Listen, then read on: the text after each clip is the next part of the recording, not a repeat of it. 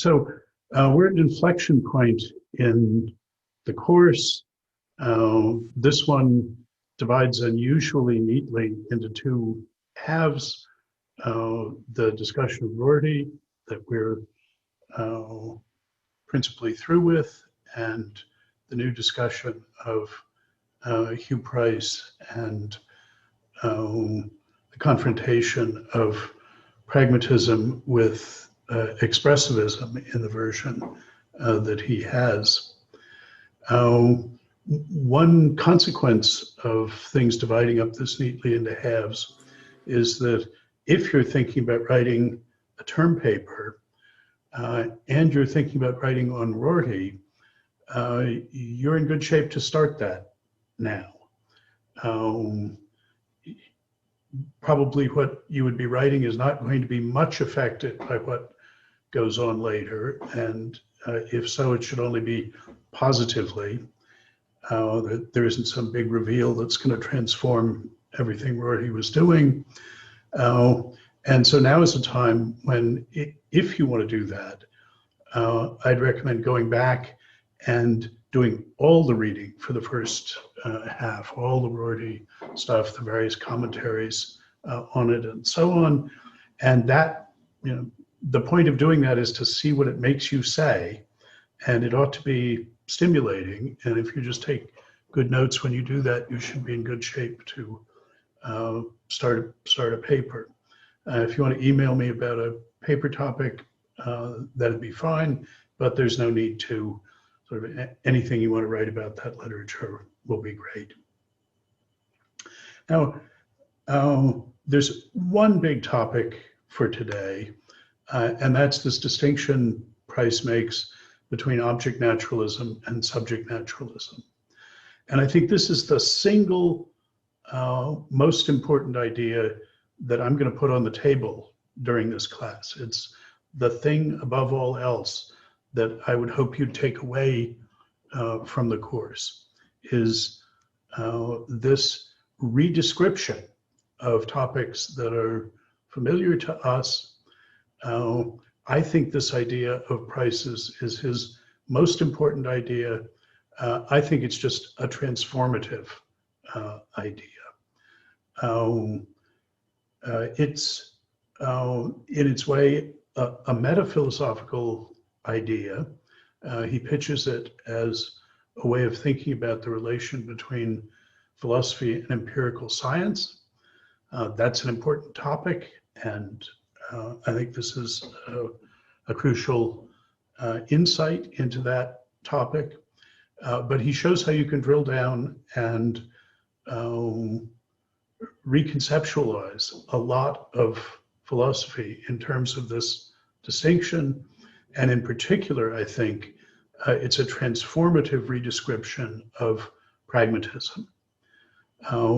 It's one that Rorty became aware of only just before the end of his life, and he was thrilled by it.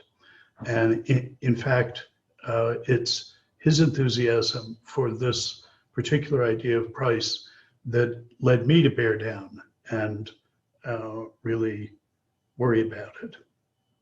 So if you get nothing else out of this session, get this distinction under your belt.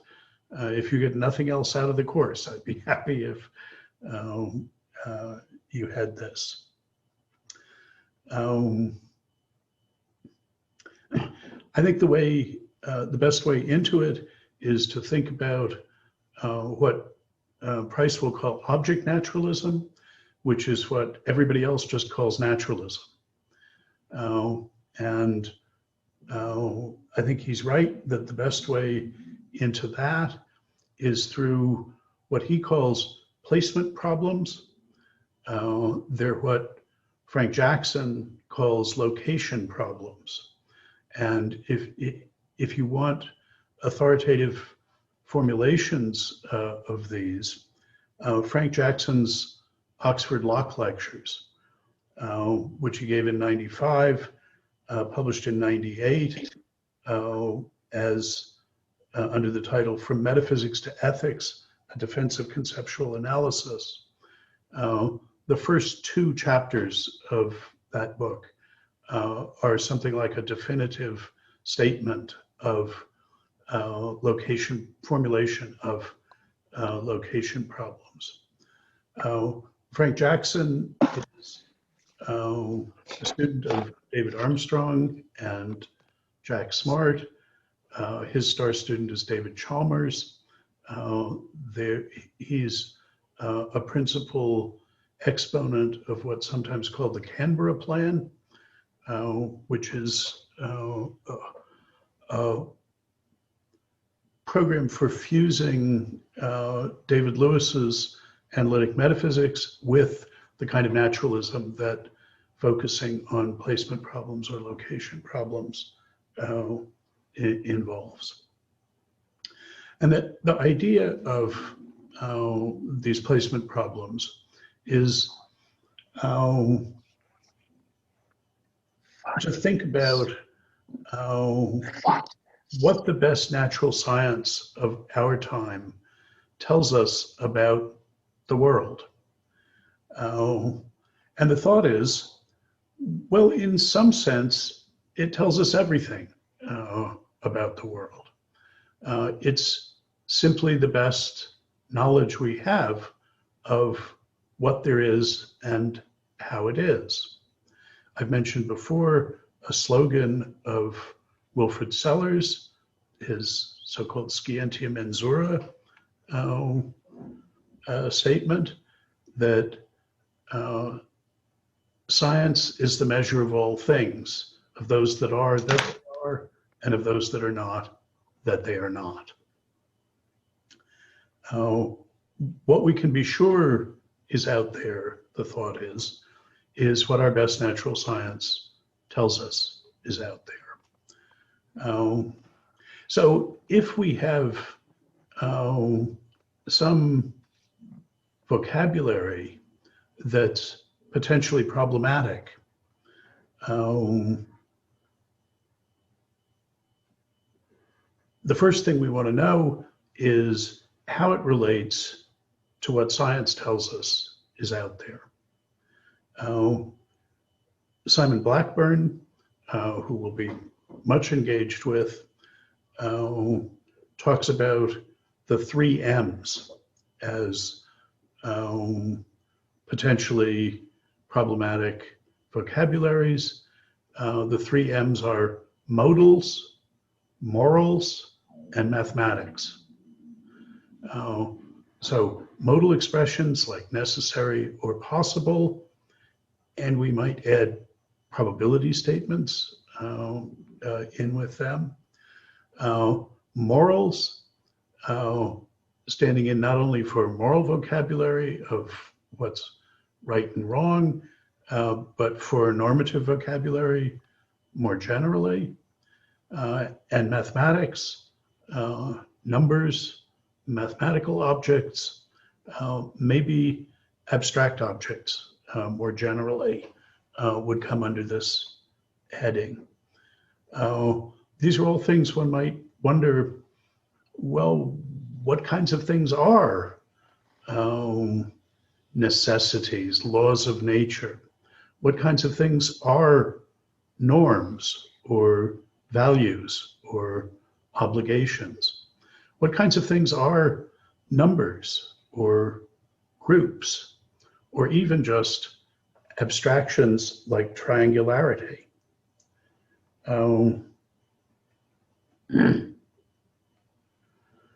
And even beyond the 3 M's, other sorts of vocabulary we might be puzzled about includes intentional vocabulary, talk about beliefs and desires and intentions, semantic vocabulary, talk about the property of truth or the relation of reference.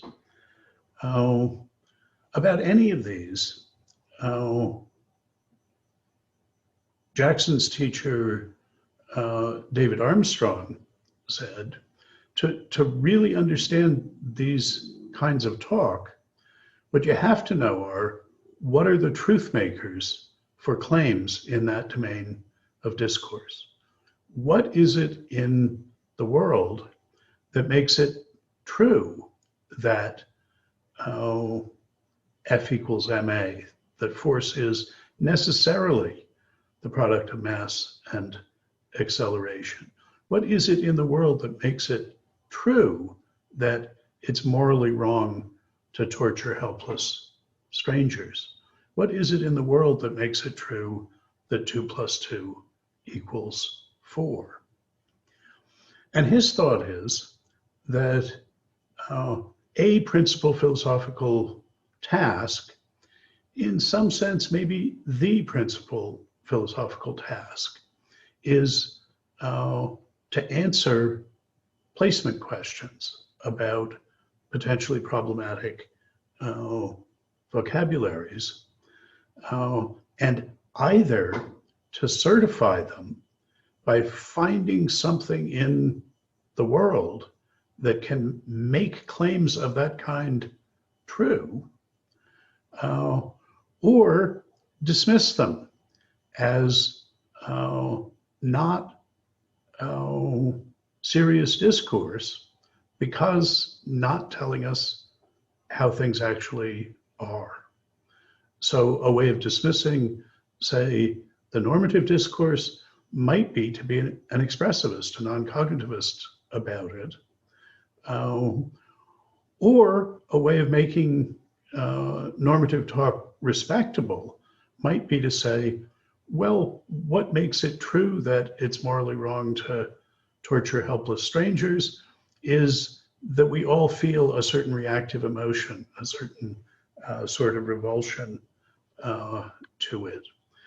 He considered that a satisfactory, at least a responsive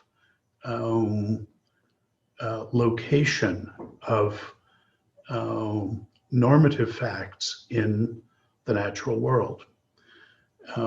In those Locke lectures, which it's, as they almost always are, 6 lectures, not a long book, after setting up the notion of location problems and the constraints that he sees on satisfactory resolution of it, he considers things like colors in the middle chapters, and eventually gets to his account of ethical norms.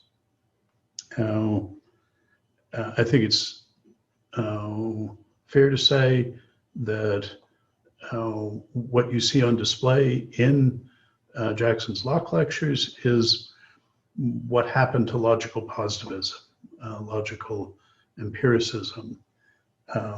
It's a version of that for our time.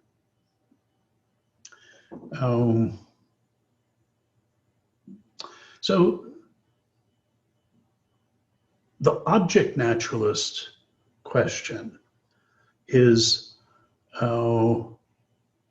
what is it in the potentially problematic, what is it that the potentially problematic vocabulary is talking about in the world described in a naturalistic vocabulary? What do the terms in this vocabulary, say normative terms, what do they refer to? What bit of the natural world do they refer to?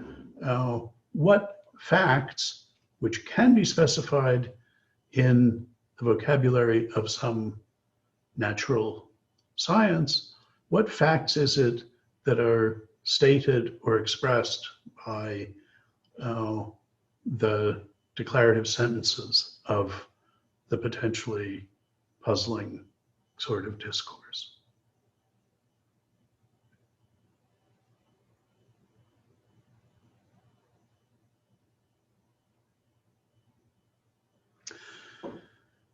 And Hugh's thought is that even if we take naturalism maximally seriously in philosophy, even if we really do think that our ultimate understanding of what we're doing must be a naturalistic understanding of it, ultimately that we have to understand things in terms of the vocabulary provided to us by the natural sciences. There still is an alternative to the kind of object naturalism, naturalism about the objects we're talking about. And that is to be a naturalist, not about what we're talking about, the objects, but to be naturalists about the subjects who are doing the talking, to be naturalists about the discursive practices in question. And this he calls subject naturalism. He identifies this in that classic first essay from 2006. He identifies this with Hume, thinks of Hume as having given ultimately a subject naturalist account, in particular of modality, but also of morality. An account of, in broadly naturalistic terms, of what we're doing when we talk about how things must be, not just about how they are, must be both in the sense of natural modality and must be in the normative sense as well. And that recognition of this, or recharacterization of this as Hume's strategy, is what lets Price connect his, we'll see, ultimately pragmatist line of thought with the sort of expressivism that Simon Blackburn was promulgating under the heading of quasi-realism and was thinking of explicitly and in detail as a development of Humean lines of thought. So thinking in the first instance of this as a characterization of Hume's methodology turned out to be really important for the conceptual connections that Price could go on to make to pragmatism on the one hand and to a broadened expressivism of Blackburn's kind on the other hand. I think the most important figure to think about in connection with subject naturalism is the later Wittgenstein. He's the subject naturalist that we ought to focus on. And I want to say some more about that, because one of the ways in which I think this idea of Hughes is transformative is it's transformative of how we think about Wittgenstein.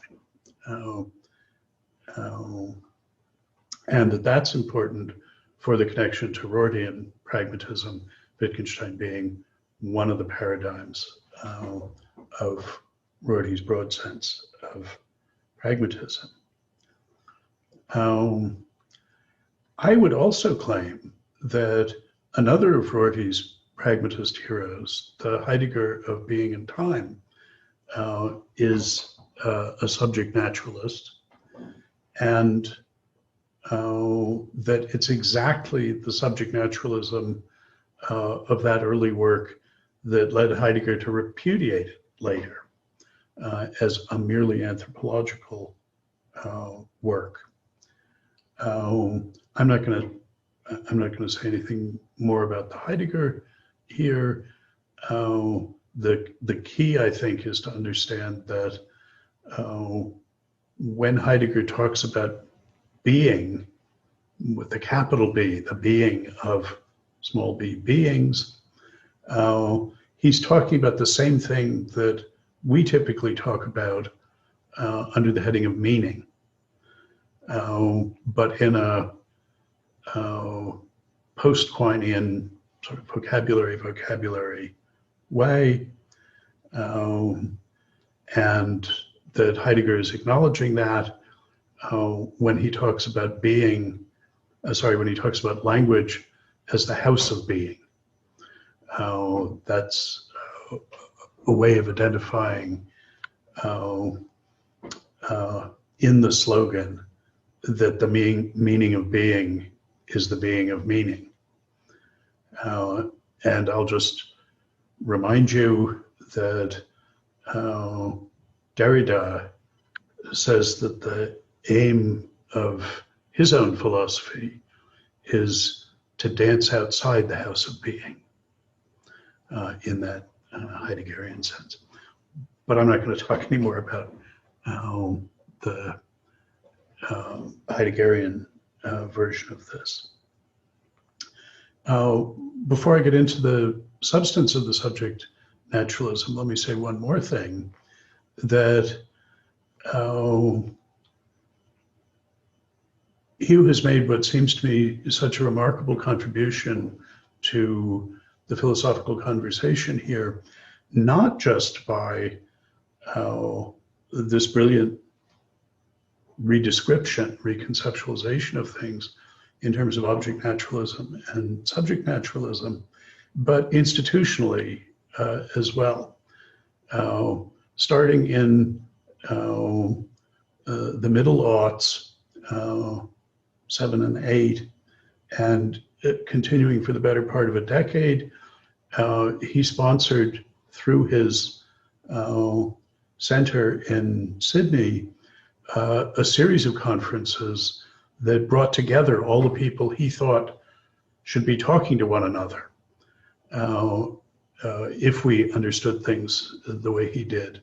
So expressivists like Blackburn and Gibbard, semantic minimalists like Paul Horwich, and such pragmatists as there were, but this is how I was motivated to write a good bit of what I've written over those years.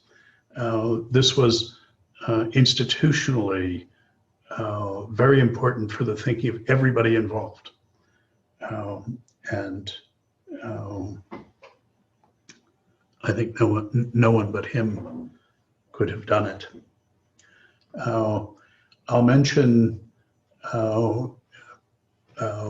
that we should lay alongside, I mean, when you're thinking what I have to say about this, is sort of in the first half, Rorty was my Doktorvater.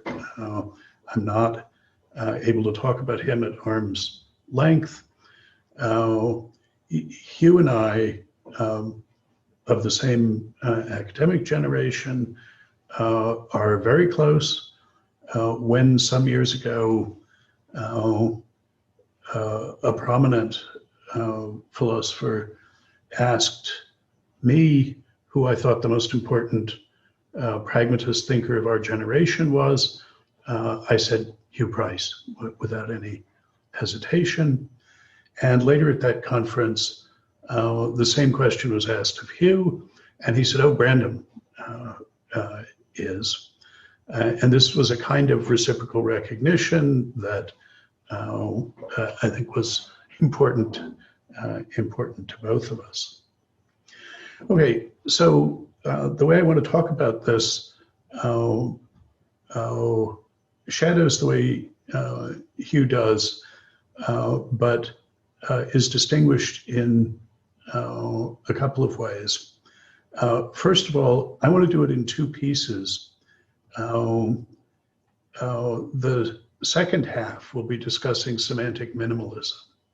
Hugh brings this in right at the beginning, and I think there's some danger of that topic tangling up the clarity of the object naturalism, subject naturalism distinction, I mean, it's important, but it's subsidiary, and I think it's better if we get to that later. So I want to talk about the distinction between object naturalism and subject naturalism. Talk about the sense in which placement problems presuppose object naturalism. I want to talk about what Price calls the priority thesis, that there's a certain natural conceptual priority of the subject naturalist question to the object naturalist question. And the claim that ties all this together is that object naturalism depends for its plausibility and legitimacy on semantic representationalism, on taking it that the semantic model one ought to use to understand the meaning of any vocabulary is a descriptivist or a representationalist one. So obviously this is the excuse for thinking of what Price is doing as a distinctive contemporary form of anti-representationalism. It's in terms of subject naturalism, rather than any of the arguments we've seen with Rorty culminating in the anti-authoritarian argument for it. And I think a good place to start in thinking about subject naturalism is Blackburn's 3 M's. Modality, I'm just going to mention but put to one side. Modality is not difficult for object naturalists to make sense of. The natural scientific vocabulary that is their home involves laws of nature. It involves subjunctively robust claims about what would happen if, about what's possible, about what's necessary.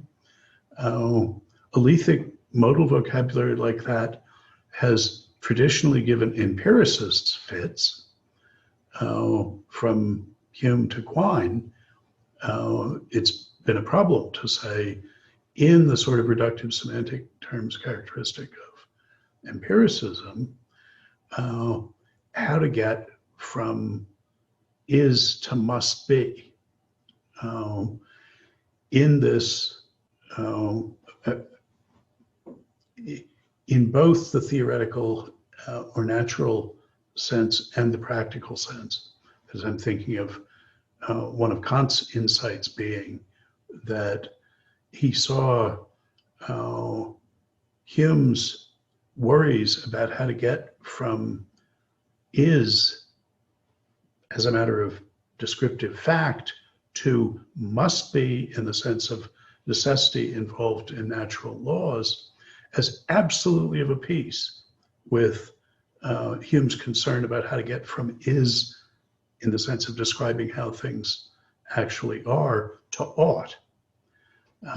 And Kant brought those two together by using a single concept, necessity, Notwendigkeit, to cover both of them, and saying natural necessity is expressed by the alethic modality, the sense of must, in which a body at rest impressed with a force must accelerate, and the normative sense of must, in which we say you must not torture helpless strangers. That was practical necessity for Kant, and he saw exactly the same sorts of issues as involved in both.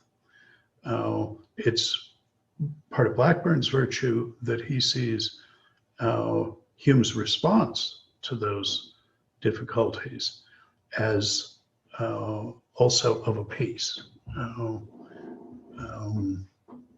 And that's important, bringing his M's together here. And one of the reasons I think that although naturalism continues strong in the philosophy of the 21st century, the empiricism that dominated Anglophone philosophy in the 20th century is much less significant, much less in evidence. And I take it that it's because modality, as lethic modality, has come to be such an important philosophical tool, that an empiricism that throws into doubt the conceptual credentials of modal notions is taken to be discrediting itself now.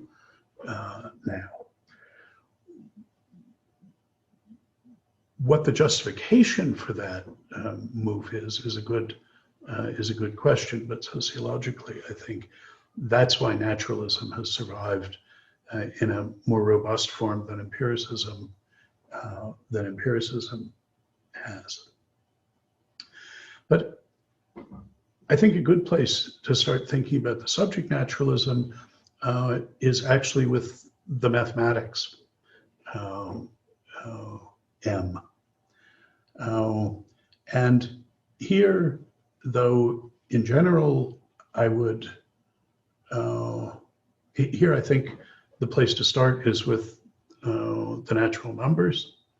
Though I would caution, in general, I think the philosophy of mathematics has been bent way out of shape by people focusing on numbers as the paradigmatic mathematical object. I say something about that in my essay that you can drill down to on the website, called The Significance of Complex Numbers for Frege's Philosophy of Mathematics. And I'm going to come back to that, some of the thoughts from that essay later on. But numbers are among the things that give object naturalists location problems. Where is the number 3 in the world of physics? On the one hand, you can't do contemporary physics without mathematics, without numbers. On the other hand, they're not spatiotemporally located. We don't causally interact with the natural numbers. How is it that we can know anything about them if we can't causally interact with them? And what are we to say about our failure to find these numbers in the world as described by physics? These are a kind of non-entity, feeling none of the 4 fundamental forces. One of the premier object naturalists of our time is Hartree Field, and he's taken this difficulty locating numbers in the world of fundamental physics, the world is described by fundamental physics, so seriously that he has elaborated a nominalism about numerical discourse. In his book, Science Without Numbers, describes how we could reconstruct objects that could serve the purpose of numbers but be natural objects from equally spaced regions of space-time. He uses heavy second-order logic and mathematically powerful measure theory to do this. If you open this slim volume, Science Without Numbers, mostly what you see is symbols and formulae. Hartree, however, was particularly gratified. He said he'd always wanted to write a book that he would find on the rotating carousels in an airport. And the year that Science Without Numbers appeared, he did find it there. As he said, some careless or seriously confused buyer for one of the big bookstore chains saw the title, Science Without Numbers, and thought, well, this would be a popular introduction to physics or some such that wouldn't require you to do any math. Hartree said he doubted they had sold a single copy of this, but it did at least briefly make an appearance there.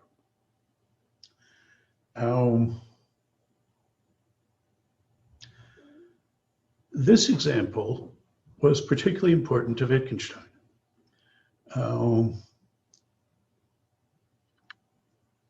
Wittgenstein thought of it as a question about our discursive practice. He says, where do we first start interacting with the natural numbers?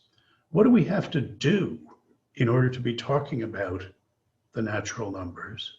He said, well, let's look to the activity, to the practice of counting.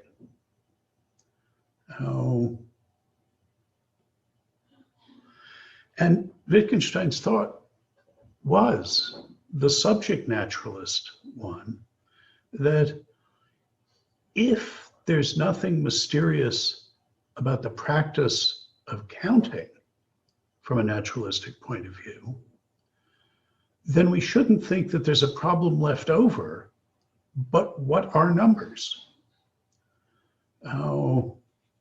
If we can understand the use of numerals by describing how we learn to engage in social practices of using the numerals in their paradigmatic use to count, then we shouldn't think that there's anything left over to be puzzled about the numbers.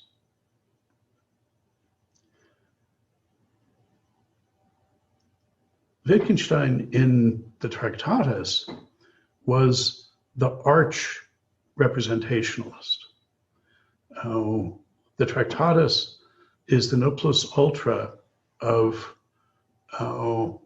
taking the semantic model of representation, understood as picturing, as the semantic model, the model of meaningfulness to core. And essentially everyone understands the later Wittgenstein as writing in repudiation of that view, in a recoil from that view. And his treatment of counting is a paradigm case. You're puzzled about what kind of things numbers could be because you're bewitched by a certain picture of meaningfulness that is the name-bearer relation. And you think that numerals must be names of objects, namely numbers.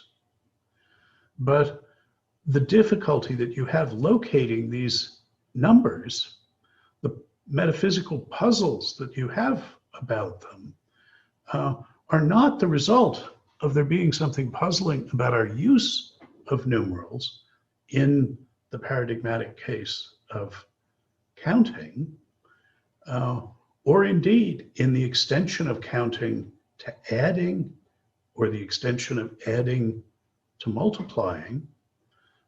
Each of these practices we can describe in ordinary terms, explain how it is that people learn to count, how it is that we can tell whether people are doing it correctly or not, and say how it is that you can transform the capacity to count into the capacity to add, to multiply, and presumably so on for other uses of these numerals. The only thing that's puzzling, he says, is what they might be representing. And you should just think of the possibility that that's the wrong model for understanding the meaningfulness of them. So I think of this example in Wittgenstein as a paradigm of subject naturalism. He's saying, as long as there's nothing puzzling from a naturalistic point of view about the discursive practice of using numerals, any difficulties that you have metaphysically or ontologically understanding what numbers are, or epistemologically understanding how we could know anything about numbers, after all, we don't causally interact with them, any such difficulties, ontological or epistemological, should be put down to your using a bad semantic model for understanding the meaningfulness of these expressions. This is a paradigm where one shouldn't look to the meaning, one should look to the use. And if the use isn't puzzling, only a bad theory of meaning, in particular, insisting on using the representational paradigm, the paradigm of names and bearers, and assuming that because numerals have the surface syntax of singular terms, that semantically the way to understand them is representationally. Now, I want to go on and say some more about this, but let me stop there for a minute. It seems to me that this case of the use of numerals on the side of subjects and trying to understand the discursive practice of using numerals paradigmatically to count on the one hand, and the location problem of numbers, the sort of thing that Hartree-Field is fussed by, having not only a representationalist paradigm, but a commitment on object naturalist grounds to causal theories of reference, that there must be a distinctive kind of causal relation between what you're talking about and your talking in order for that to be intelligible as what you're talking about. It seems to me that there's here a very stark contrast between the object naturalist concern with locating numbers in the world as physics tells us it is on the one hand, and Wittgenstein's demystification of the use of numerals by describing simple Sprachspiele, simple language games in which shopkeepers count apples, where Wittgenstein wants to say, look, there's nothing hidden about these practices. You can understand everything about them in non-mysterious, broadly naturalistic terms. So that's the example I want to use to illustrate this important distinction. Let me stop there for comments, questions.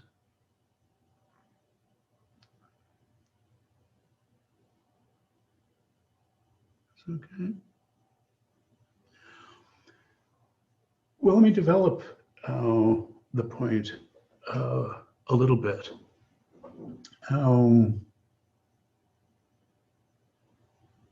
Rather than going on into the mathematics, that is into things other than the natural numbers in the way of mathematics, many people, Quine, for instance, would say, well, the issue about mathematical objects is one special case of a more general phenomenon, and that is abstract objects, which includes not just numbers and mathematical things like sets, but includes things like triangularity as a property.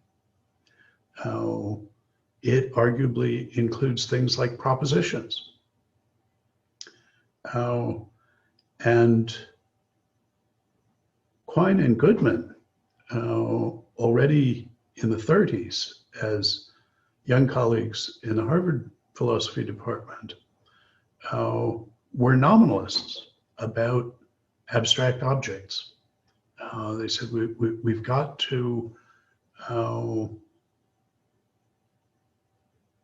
develop an ontology that doesn't commit us to these spooky kinds of things, to abstracta. And this was an ontological conclusion that they drew at least equally from epistemological concerns. If there were these abstracta, how could we know about them? Even though they weren't thinking of needing causal connections to them, still they were epistemologically mysterious. I might remind you parenthetically that Paul Benassereff's late 20th century view of the philosophy of mathematics was that the two big problems that 20th century philosophers of mathematics had worried about were an ontological problem and an epistemological problem. The ontological problem, what's the nature of mathematical truth and mathematical objects? And the epistemological problem, how is it that we can know about these things? How is it that proof can yield knowledge of these objects? And his view was that philosophical approaches to mathematics divided into those which were had plausible answers to the ontological issue of mathematical truth and objects, but were hopeless on the epistemological issue, and those, so Platonism, for instance, and those that were good on the epistemological issue, intuitionism, constructivism, but were hopeless on the ontological issue. Well, similarly for abstracta. And I think it's worth thinking about what a subject naturalist approach to abstract objects would look like, abstract objects generally, in parallel to generalizing from the paradigm of the relation of counting, practices of counting using numerals, to the issue of what numbers are. And here, the subject naturalist hero of the philosophical story, I think, is Frege, who in the Grundlagen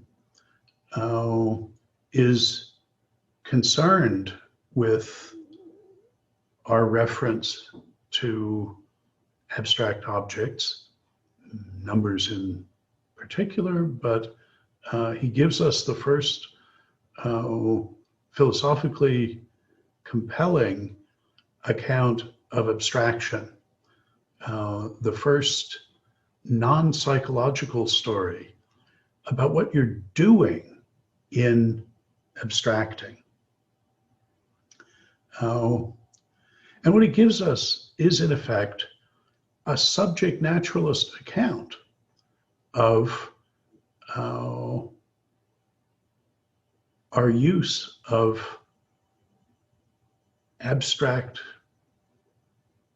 singular terms corresponding to that, singular terms that are introduced by abstraction is the way I should put it.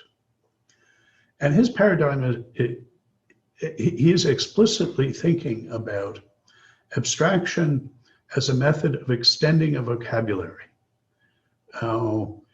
It takes an old vocabulary that has sortal terms and singular terms that fall under those sortals in it. And on that basis, it's a method for introducing new sortal expressions and new singular terms that fall under them. So let me just remind you that in the Grundlagen, he distinguishes merely characterizing predicates like red from sortal predicates like dog. Characterizing predicates come with circumstances of appropriate application, criteria of application, also consequences of application.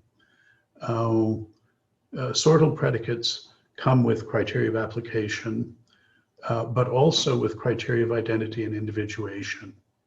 So you can ask not just, is this a dog, but is this the same dog as that? And when you introduce a new singular term, you have to say what kind of thing it is.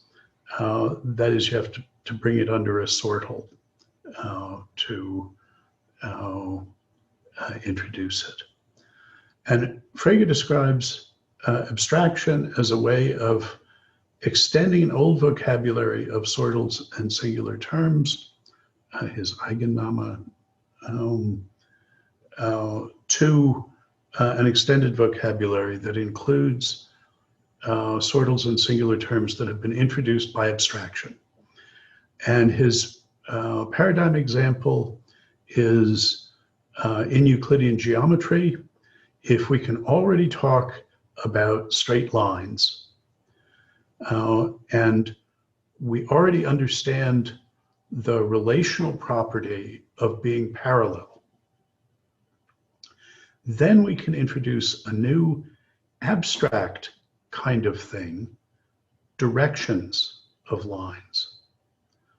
And we do that by the formula that the direction of line A is the same as the direction of line B, just in case A is parallel to B.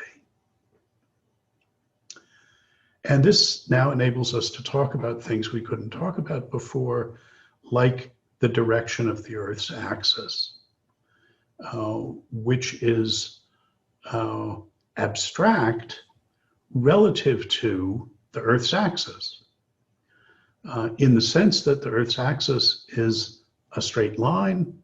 That's something we refer to with the old vocabulary, and the talk of the direction of that line is what we've introduced by this method of abstraction. And Frege explicitly lays out the conditions on introducing new sortals and singular terms like the direction of the Earth's axis that fall under the sortal direction. What's distinctive of abstraction is that you appeal to the relation of being parallel to in the old vocabulary. And that relation was an equivalence relation. That is, it was reflexive. Every line's parallel to itself. It's symmetric. If A is parallel to B, then B is parallel to A. And it's transitive. If A is parallel to B and B is parallel to C, then A is parallel to C. That is, it's an equivalence relation like identity. Identity is an equivalence relation. It's reflexive, symmetric, and transitive. But not all equivalence relations are identities. Abstraction is the process of introducing new singular terms and sortals by treating an equivalence relation as identity of the new kind, thing. We can think of, if we like, Frege wouldn't have been happy with this, but it won't hurt us to think about directions of lines as equivalence classes of lines. That is, of the direction of the Earth's axis as the class of all the lines that are parallel to the Earth's axis.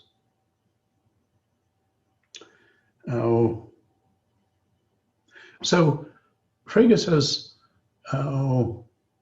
what Frege is cleaning up here is the notion of being concrete or abstract that philosophers have talked about for a long time. Abstraction was very important to the British empiricists, but they thought of it as a mental operation that had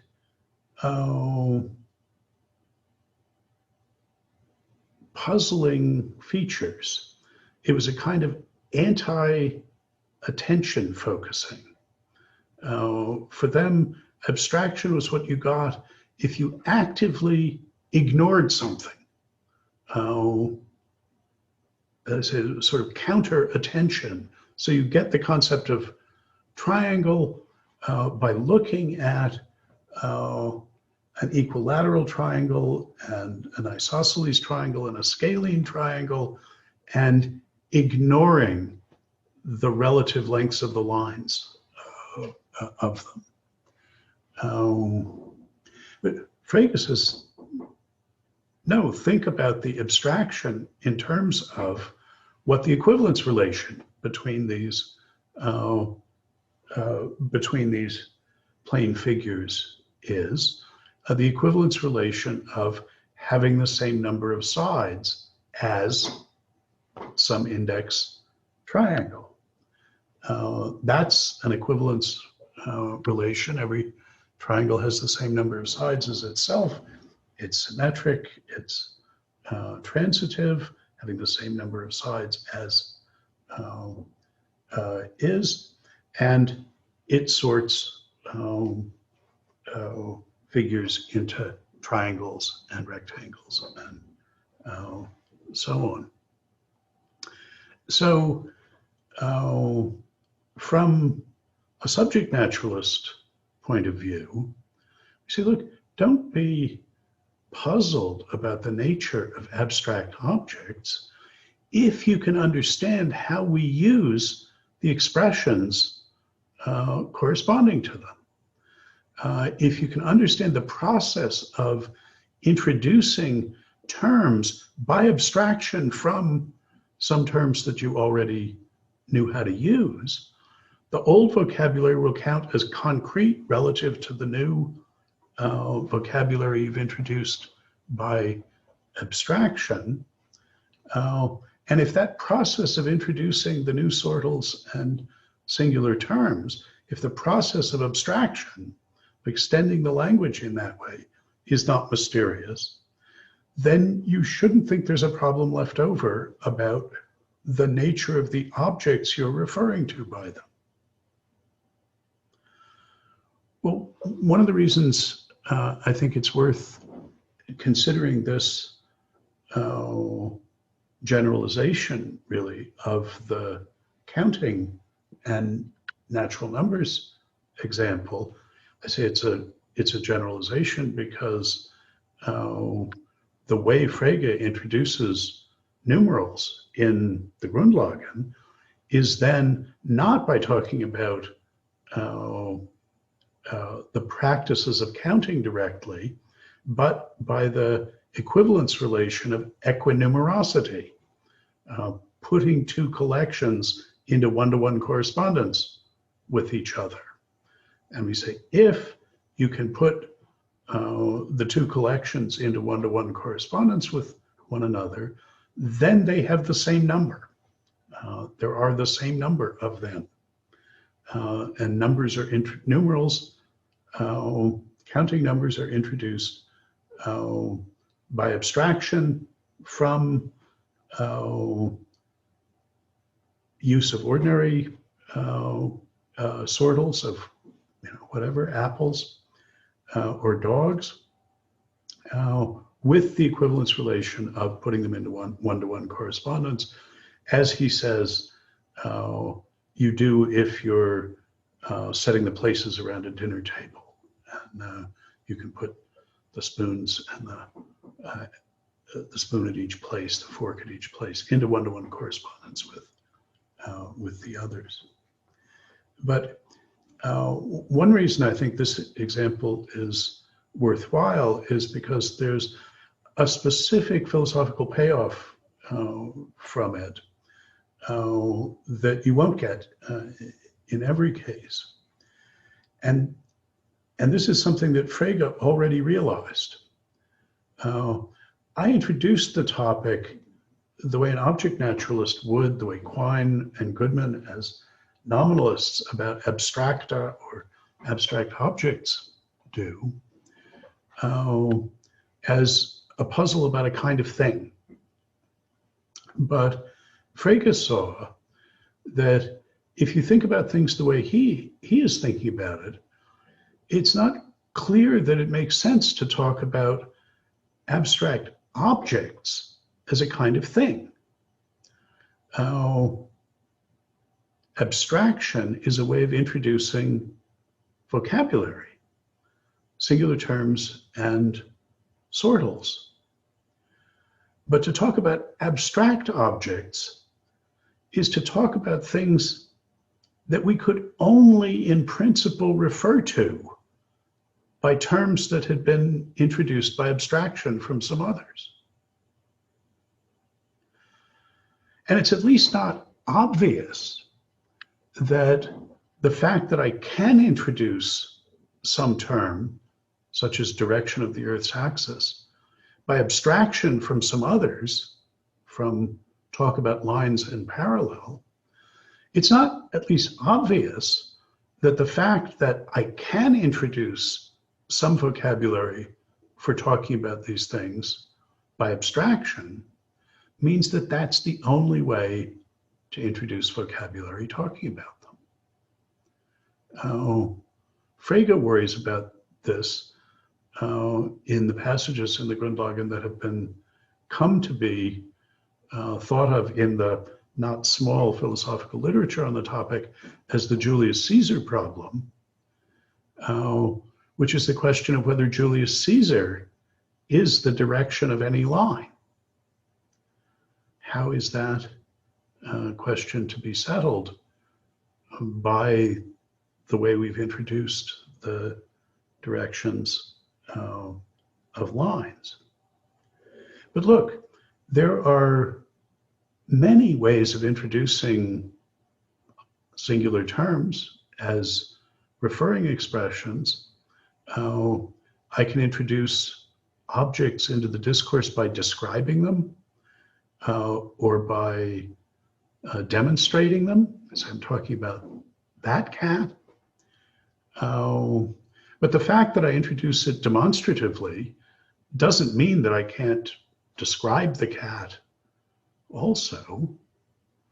Why should you think that because I've introduced a term by abstraction, that I couldn't also pick out the same thing descriptively or demonstratively? There's a big step from understanding that there's a special way of introducing new vocabulary that is by abstraction to concluding that there's a kind of thing, abstract objects, that can only be picked out by expressions that are introduced in that way. So Frege himself is careful never to talk about abstract objects. He doesn't think of numbers or mathematical objects as abstract. He thinks about numerical singular terms as introduced by abstraction. And then we have a question about how those terms are related. For instance, what identities there might be connecting them to expressions that have been introduced in another way. Well, that's to say that Frege already saw that taking a subject naturalist approach to thinking about abstraction as a feature of our discursive practice, a way of introducing new vocabulary based on the use of old vocabulary, he already saw that drawing conclusions from that about the objects we've introduced is going to require a whole lot more conceptual stage setting. It is going to require a lot more theoretical commitments than just what we get from understanding what we're doing when we introduce new expressions by abstraction. Okay, let me stop there for comments or questions. Yeah, Christian. So my question is, how does the subject naturalist account for the very strange properties that, for example, a triangle has? It's not just that it has three sides, but that these three sides are absolutely exact and straight and form angles that sum up to 180 degrees precisely. Something that you don't observe in the world. How does this conception actually arise in the course of some kind of natural abstraction? Well, I don't know how to tell the story in detail, but what a subject naturalist like Frege in this point is going to want us to do is to look at the equivalence relations that we introduce on, say, diagrammatic triangles. What replaces for him the empiricist's view, well, where the empiricist would say, well, ignore sort of the place where your pencil wiggled when you were drawing this line. Frege is going to say, well, think about the equivalence relation where we say, we're going to treat all the ways of connecting these two vertices as equivalent geometrically.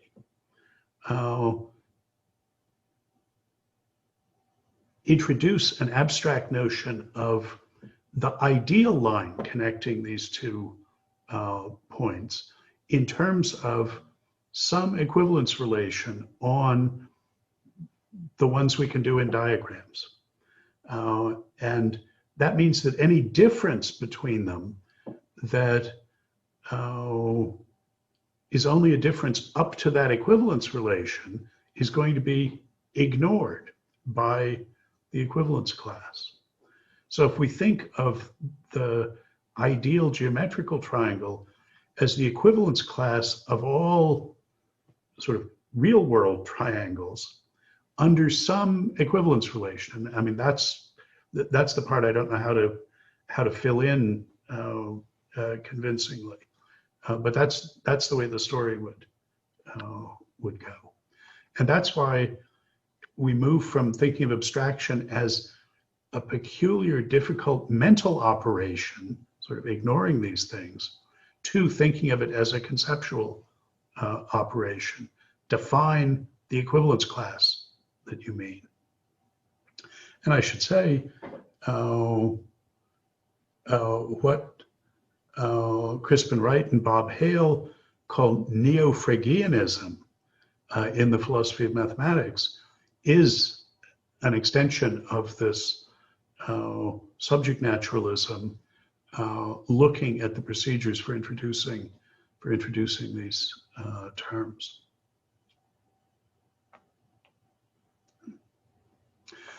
So, stepping away from the examples a little bit, subject naturalism says, look, what we should start with is our discursive practice, our linguistic practices of using expressions. And some of those expressions function like singular terms, some like predicates, and some like sentences, like declarative sentences. And what our naturalistic scruples require of us is that we be able to understand that discursive practice, that use of expressions in naturalistic terms, terms that do not appeal to anything non-natural, supernatural. I mean, in Wittgenstein's case, he doesn't care about the language of fundamental physics as being naturalistic, but just, well, can you see how kids could learn how to engage in this practice? Can you see how we can assess whether someone is acting as they ought according to the practice? And if you can see how creatures who can do the sorts of things we can do can learn how to count, then you can see how to introduce numerals. Don't assume, Wittgensteinian slogan, that the job, the expressive job of all of your declarative sentences is to describe how things are. Don't assume that it's the job of all of your singular terms to pick out objects. Don't, without further justification, impose a descriptivist or representational semantic model on the expressions that you're using. Maybe that's appropriate, but maybe it's not.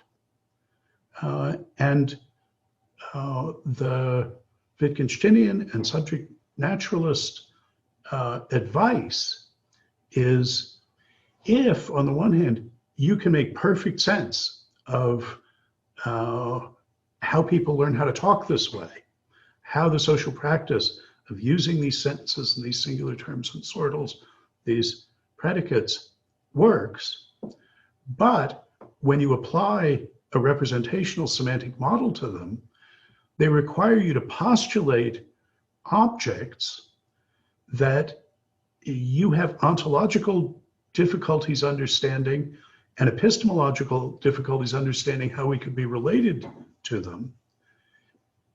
Draw the conclusion that this representational descriptivist semantic model isn't the right model for understanding them. If your pragmatics is okay, if you can understand the practices, then the problem in these cases is your semantics, not that you need to solve location problems on the naturalist side or epistemological problems on the empiricist side. The culprit is your one-size-fits-all semantic model. And so Hugh is saying, you only get location problems as a result of your naturalistic commitments if you already committed to global representationalism in your semantics. That's the source of the difficulties that you've got. That's what transforms, that's what raises location problems, object naturalist problems, where you don't have any naturalistic problems understanding the practice of using normative vocabulary, and I haven't addressed that, but using mathematical or abstract vocabulary introduced by abstraction. If you can understand how to reason probabilistically, then worrying about what objective probabilities would be like and how we could find out about them, maybe that's just a result of a bad semantic model. That clearly seems to be Wittgenstein's lesson in many of his stories. Look, I can show you how we learn pain talk. Now you have these worries about what pains are like, but that's because of your bad model. I think I mentioned this paradigmatic Wittgensteinian vignette that explains how he understands metaphysical puzzlements.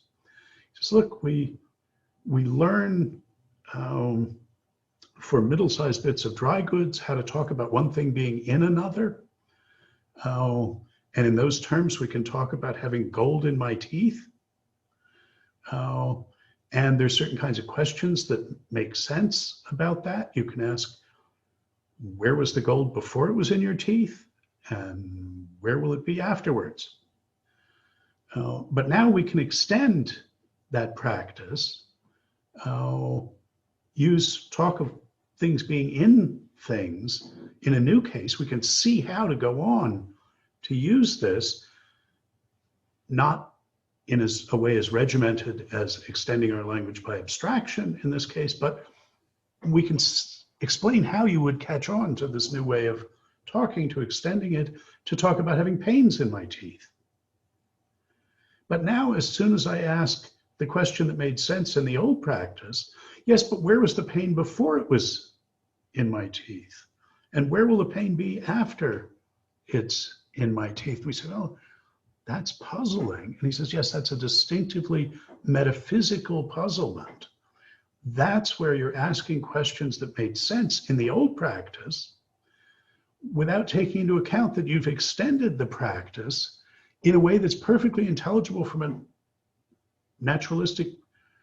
subject naturalistic point of view. You can see how we learned to talk pain in the tooth talk from being able to talk gold in the tooth talk. But you're still asking questions that only made sense in the old practice. That's the paradigm of a metaphysical puzzlement. And what I'm saying is that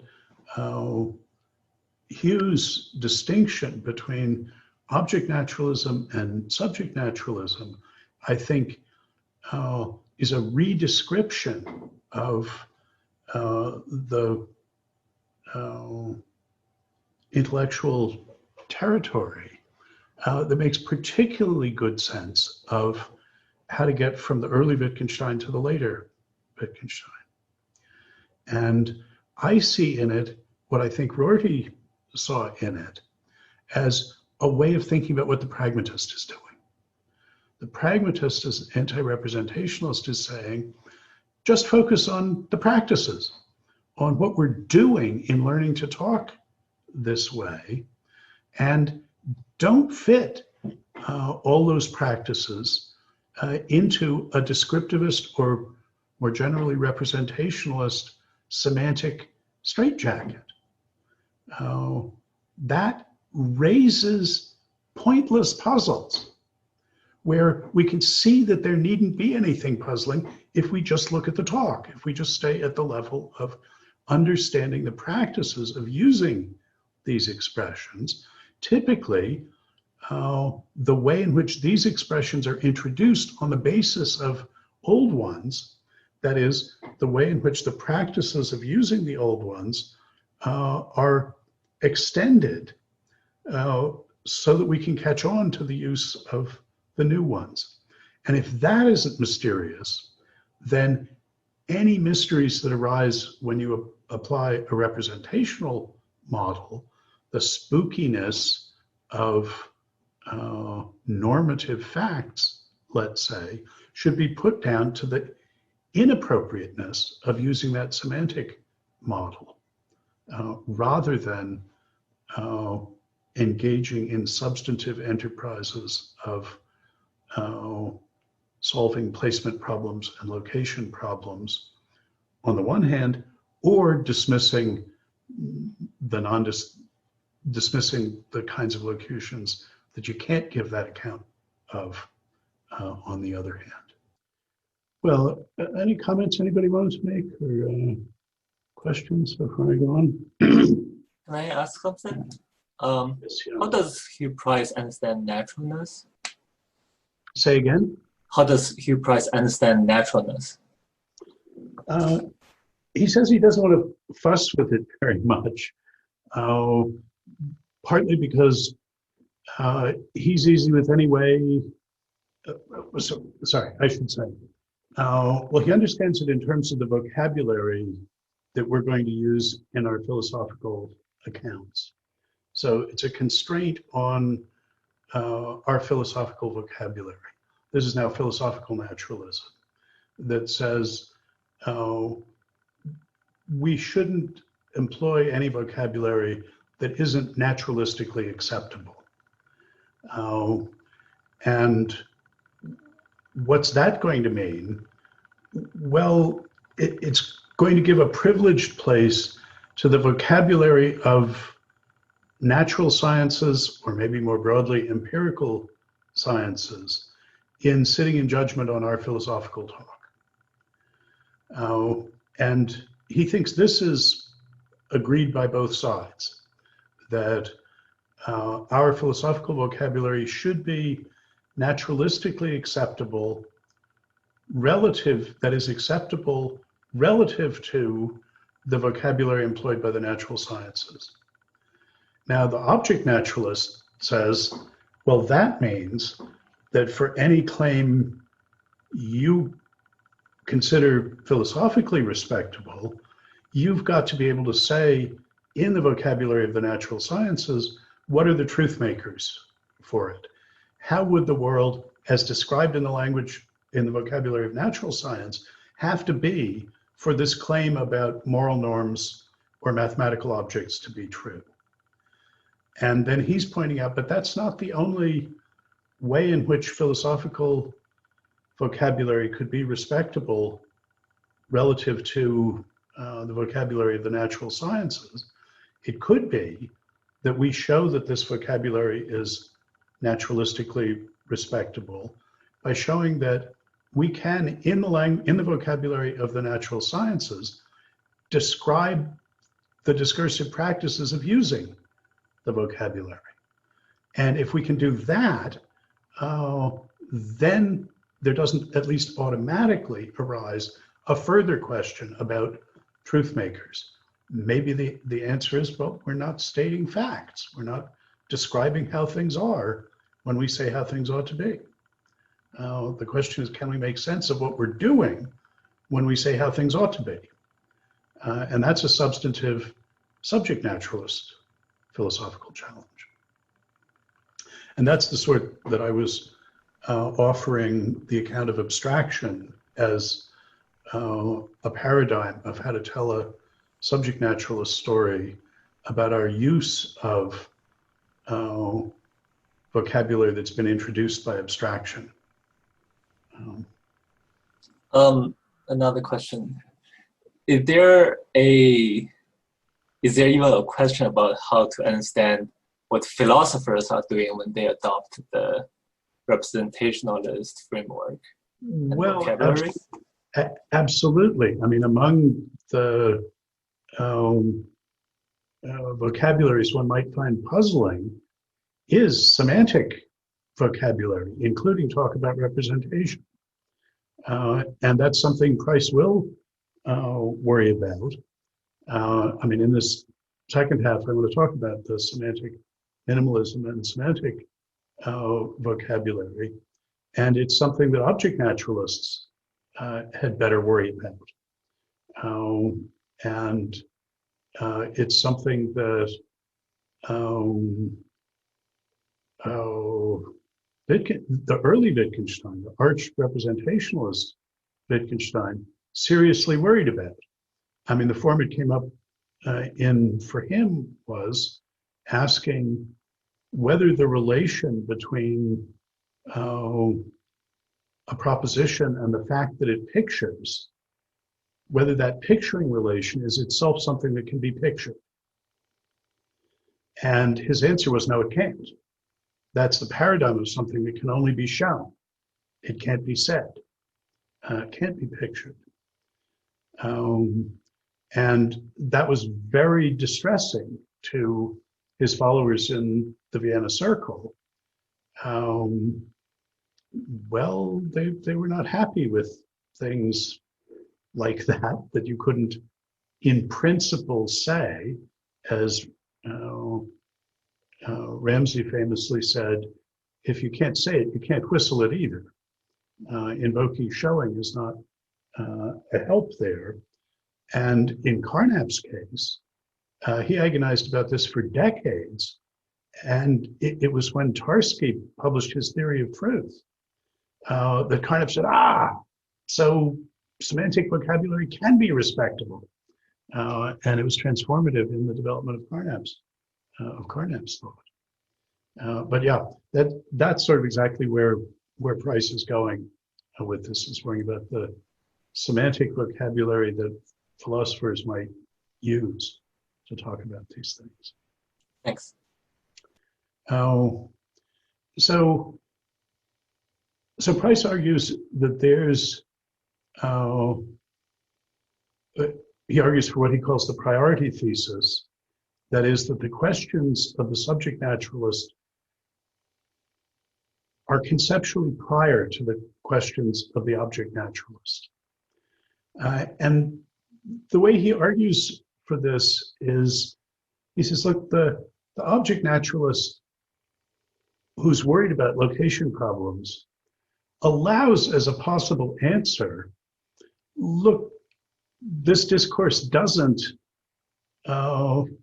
involve talking about things that are in the natural world. If you ask the location problem about theological vocabulary or about the vocabulary of astrology, so you say, the moon is in a bad house for you today. And we ask, well, what is the truth maker of that claim specified in a naturalistic vocabulary? And we're going to say, well, you can't locate that. And that shows there's something defective about this discourse. But you at least allow that that's an alternative, or that in the case of moral normative vocabulary, that it turns out we're doing something other than describing the way things are. We're expressing our pro or con attitudes, so-called boo-hurrah metaethical expressivism. That's an answer that the object naturalist is prepared to accept as an explanation of why you can't locate the moral norms in a world specified in the vocabulary of natural science.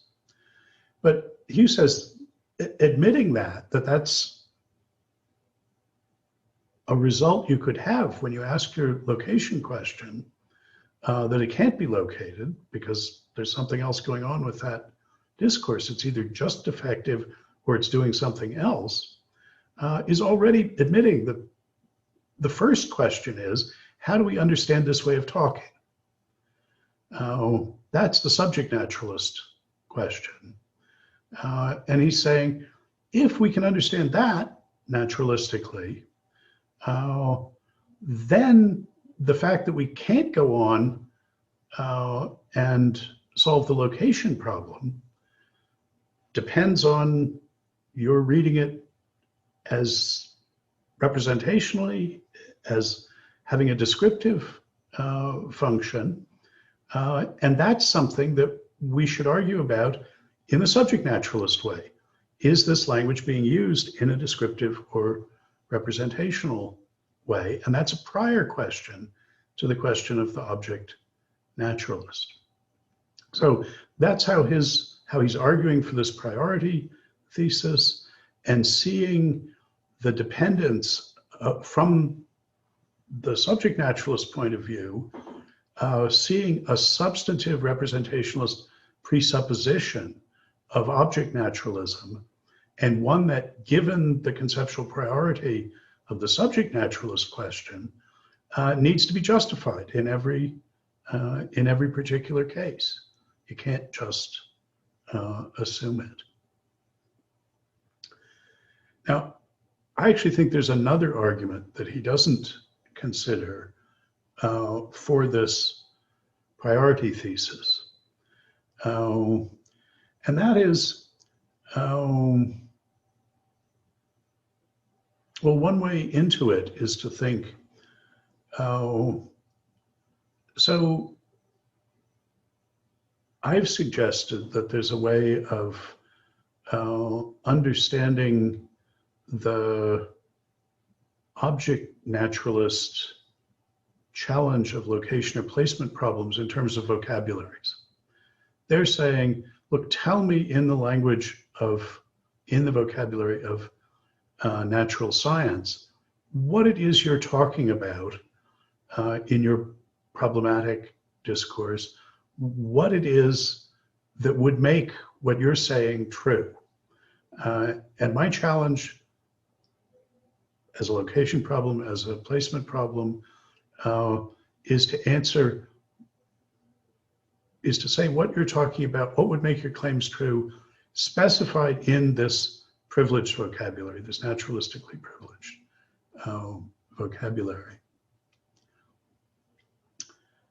And I said this sort of vocabulary was originally motivated for Rorty by Quine's arguments in Two Dogmas of Empiricism that you really couldn't divide the labor between specifying the language, the meanings, and saying what was true, the theory, on the other hand. And it's striking that that isn't the conclusion Quine drew from Two Dogmas. He drew the conclusion, he saw himself as having established the holistic character of total theories of what Rorty would call vocabularies, and took that to show that you couldn't scientifically study these things. That meaning, because it was holistic, was not a fit topic for good naturalistic scientific study, and that we should only study reference. We should only use extensional notions in our semantics and just stay at the level of reference of extensions of what mattered for truth, not what mattered for understanding, for meaning. Now, there are all kinds of problems with that, but one problem is that it doesn't seem like it's good enough for an object naturalist to say, well, all I'm really requiring you to be able to locate in terms specifiable in the naturalistic vocabulary is the reference of your expressions. Even if in talking about the truth makers, he's talking about facts, which are not in any ordinary sense what's referred to by sentences. You know, for Frege, facts are in the realm of sense, not in the realm of reference. A fact is a thought, a thinkable that is true, he says, and those thoughts are the senses of sentences. But even if we give them, as Quine wouldn't have accepted, even if we give them facts as in the realm of reference and say, okay, we want to know about the truth makers, the facts specifiable in our naturalistic vocabulary, in virtue of which your claimables specified in your problem, whatever problematized vocabulary is under investigation, is that good enough for them? And I don't think it can be, precisely because one of the things they've got to locate in the world as specified in the preferred privileged naturalistic vocabulary is the reference relation, is our capacity to talk about these things in the world. They've got to have something to say about our practices of using the expression and how it is that they put us in semantic contact with these naturalistically specifiable objects and truth makers, facts. So among the vocabularies that an object naturalist must solve the location problem for is semantic vocabulary. Whatever the object naturalists favored representationalist semantic vocabulary is, that you had better solve the location problem for. Otherwise, you're in the embarrassing position that the Wittgenstein of the Tractatus is in. And in fact, Frank Jackson acknowledges this when he says, well, we're going to have to include in our naturalistic picture the behavioral dispositions of the people who are using the vocabularies that refer to the things that we're asking location problems about. I'll mention parenthetically, as a methodological remark, people think that as soon as they talk about dispositions, they're speaking in a naturalistically acceptable vocabulary. We non-naturalists, in object naturalist sense, who would talk about proprieties of the use of an expression, norms implicit in the practices, they say, no, we don't understand any of that talk. We talk in good hard-headed terms of dispositions. But what vocabulary are you allowed to specify the dispositions in? The mere fact that they're dispositions, we say, oh, well, he's disposed under these circumstances, specified in some vocabulary, to respond in this way, specified in some vocabulary. Everything turns on what vocabularies you describe the stimulus and response that are connected by the disposition in. If I'm allowed to talk about the disposition to use the tilde to express negation, or the disposition to respond correctly to red things by describing them as red, that's not going to be naturalistically acceptable, even though to a Jackson-style object naturalist, even though it's in good dispositional terms. So really invoking the dispositions is misleading and a distraction. The question always is, what vocabulary are you allowed to use in specifying the behavior or the use of the expressions? And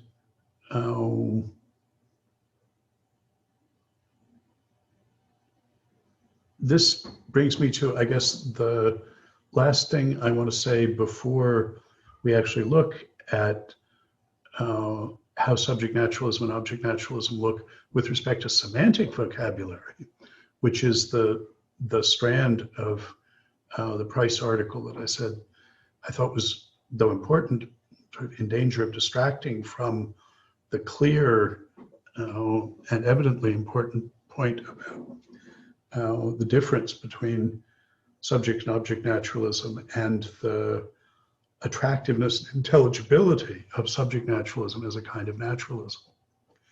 And that is, embarrassingly, as important as I think this distinction is, I think you should divide through by the naturalism in it. That is, I think one should take the distinction between subject something or other and object something or other and look at it in a broader framework than just a naturalistic framework. Because from my point of view, Hume's commitment to being able to give an adequate expression of or explanation of discursive practice in a naturalistic vocabulary, which is what he says, that's what we subject naturalists want to do. That's what's going to be naturalistically acceptable. And I don't actually think you can do that. I don't think you can do it in a non-normative vocabulary. And I don't think there's a count of normative vocabulary, a way of reducing that to the vocabulary of the natural sciences. Social sciences, coming closer, but even then, it depends on which social science and what vocabulary they're allowed to use. At the end of the day, Price is a naturalist in a sense in which I do not think is sustainable. I think a huge advance has been made by being a subject naturalist, but I still think the task of specifying discursive practice in resolutely non-normative terms is a hopeless one. I think what goes missing is the meaning in that case. Well, what do I mean by dividing through by the naturalism in object and subject naturalism? Well, if we think of the version of that distinction in terms of privileged vocabularies and problematic vocabularies, then what the object naturalist says is, I've got my privileged vocabulary, the vocabulary of the natural sciences, and I want you to tell me about this problematic vocabulary, normative vocabulary, semantic vocabulary, vocabulary introduced by abstraction. I want you to tell me about that, what the truth makers of the claims that you make in the problematic vocabulary are, specified in my privileged vocabulary, namely the vocabulary of natural science. And Price is pointing out that there's another way to develop your allegiance to that privileged or preferred vocabulary with respect to some potentially problematic vocabulary. And that's to say, look, what I really want is for you to describe the use of, specify the use of the problematic vocabulary, the practices of deploying this vocabulary. But I want that description of the use, that pragmatics, I want all of that to be specified in my preferred vocabulary, namely the vocabulary of natural science, if we haven't divided through by the naturalism in this case. But if my preferred vocabulary for specifying discursive practice is an irreducibly normative vocabulary, which I'm comfortable with because on Rortian grounds, I understand normative statuses as social statuses instituted by social practices. So I'm comfortable with the idea of norms implicit in social practices. This is why I said the vocabulary of some social sciences that talk about the new things that happen when we interact with one another, but not, evidently at least, the natural sciences. I can still see this distinction between an object version and a subject version of now not naturalism, or anyway, it's naturalism in a broader sense that includes the products of our social interactions as natural in a broader sense, in the sense McDowell appeals to under the heading of second nature, for instance, rather than what he calls bald naturalism, which uses a more restrictive vocabulary of the natural sciences.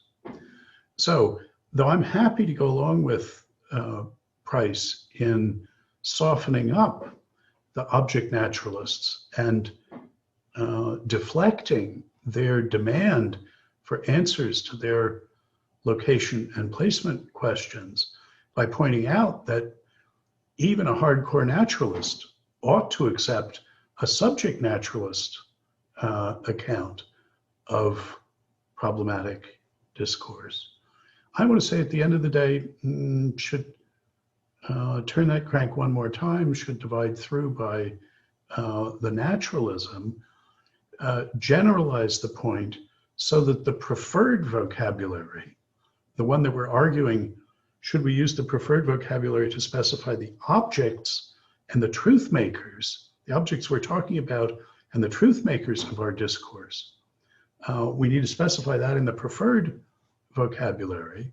Or is it enough that we can specify in the preferred vocabulary what you need to do to be talking in this way? That's the important distinction. And that distinction is important whether or not the preferred vocabulary at the end of the day is the vocabulary of natural science or not. So I'm going to want to turn the crank on a normative pragmatism even after making the crucial conceptual move that Price has made here. And this is something, one of the pieces that I put in the supplementary readings is a piece that just came out this month. Brandon Beasley is basically making this point about later exchanges that I've had with Price, but it's about this question of whether at the end of the day we ought to be naturalists in the vocabulary we specify our pragmatics in, even once we've given up being representationalists in our semantics. So that's a distinction I wanted to make. Now, Price very early on in his essay raises the question of what he calls semantic minimalism. And so I want to say something about how that comes up. First of all, for the term, semantic minimalism is what Paul Horwich called his view, which was roughly that all you need to know about truth is captured in the Tarski biconditionals. That the sentence "snow is white" is true if and only if snow is white. He called the theory that says that's all there is to truth, to the concept of truth. He called that semantic minimalism. Maybe there were earlier uses of it than that, but his was the most worked out version that used this terminology. It was a view that Ramsey, Misak's favorite Cambridge pragmatist, had put forward, that really this was all there was to the notion of truth. It's something that Strawson had promulgated in the 50s under the heading of the redundancy theory of truth. It's something that Quine championed, particularly in his masterwork, Word and Object, under the heading of the disquotational theory of truth.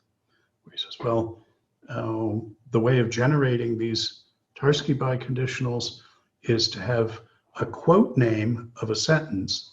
He's thinking of quotations as giving you a name of the sentence, not its meaning, the name of the sentence.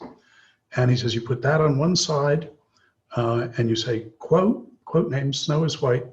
This sentence is true if and only if.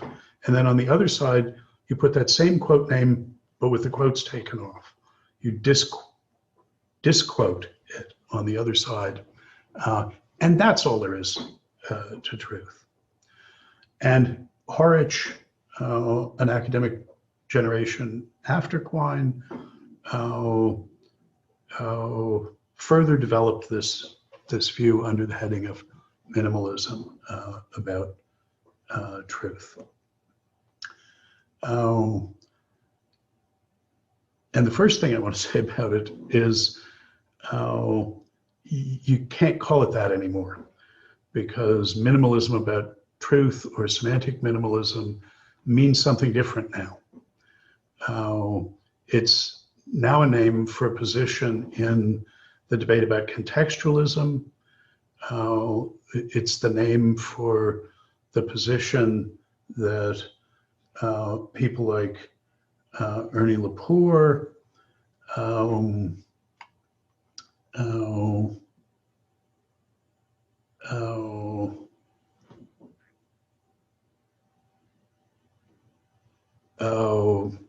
propound at the opposite end of a spectrum that has Charles Travis's radical contextualism at the other end, and Francois Reconati's views in the middle. And it really doesn't have anything to do with the use of the word true.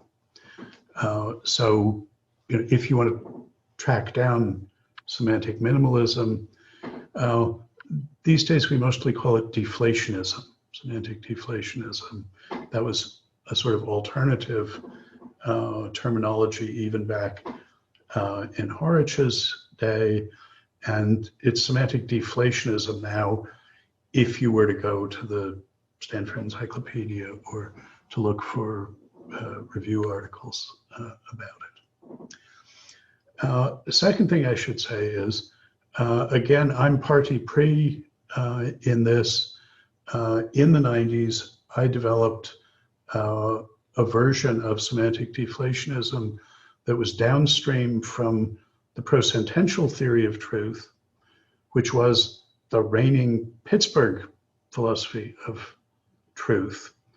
It was Dorothy Grover, who was one of our Pitt PhDs, Newell Belknap and Joe Camp, both of whom were on the faculty here, who developed a substantially more sophisticated version of semantic deflationism, of disquotationalism, that understood statements like "that is true" as pro-sentences, by analogy to pronouns, that are anaphorically dependent on antecedents.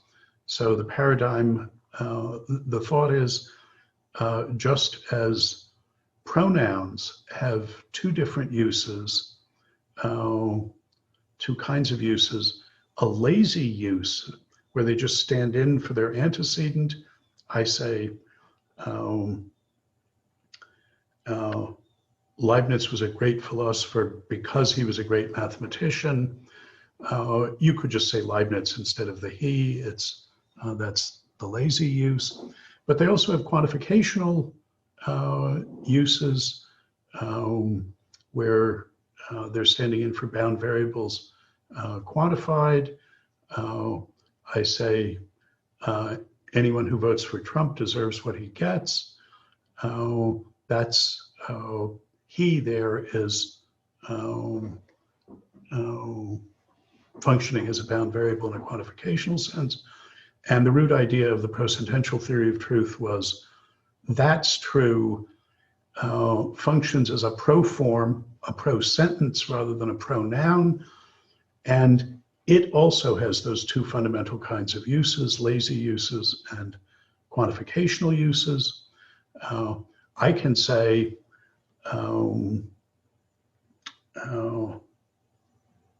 the meaning of being is the being of meaning. I said that before. And I can say, that's profound and that's true. And when I say, and that's true, I could just as easily have repeated the earlier sentence. That's the lazy use. But I can also say, everything the policeman said is true. And that's a quantificational use that is not simply standing in lazily for its antecedent. So they had what I think was a substantial improvement on the disquotational versions, and even in many ways on Horwich's view. And I further developed that view, giving a systematic account of different ways in which the antecedents of, first of all, thinking of is true as a pro-sentence forming operator instead of thinking of that as true as a pro-sentence, and then looking at the different kinds of antecedents it could have and modifications it could have, and so on. So there's a sketch of that in the essay on expressive and explanatory deflationism that I put in the select view. Also extended it to an account of refers as a pronoun forming operator. And you'll see that I put it in the in an essay called Reference Explained Away, that I put in the selected readings for a couple of weeks from now, where it comes up again if you want to look at it more. But the conclusion of all of this, and the reason you might want to look at the deflationism essay in today's readings, is that if you give this sort of account of truth talk, if you say, is true is not a predicate expressing a property of sentences any more than it is a thing or a kind of thing, you're just misconstruing the grammar of true if you think of it as a property of sentences rather than as a pro-sentence forming operator. That precludes you from making certain explanatory uses of the notion of truth. It precludes you from understanding the meaning of sentences in terms of truth conditions. Because in order to understand the relation between prose sentences and what they're anaphorically dependent on, you need a notion of content that's inherited from the one to the other. So that's the sense in which these minimalist theories are deflationary. They say, when you understand the expressive role of locutions like true and refers, I want to say, you'll see why they're not suited to do any serious explanatory work in semantics. But they play an absolutely crucial expressive role. They let us say things you can't say any other way. That everything the policeman said is true is Quine's examples from the apparently sunnier days of the 50s when people said things like that. But that was an example for him of why we had truth locutions, because there wasn't any other way to say what you're saying with that.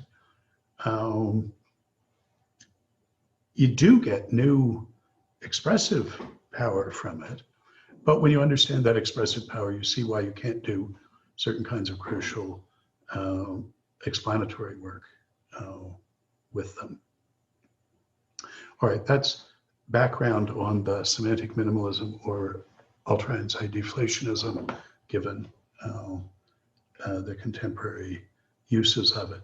So anyway, this is a sub area of a narrow literature in philosophy. But I actually think I'm at essentially the pinnacle of it. That my account is technically the most flexible and expressively powerful.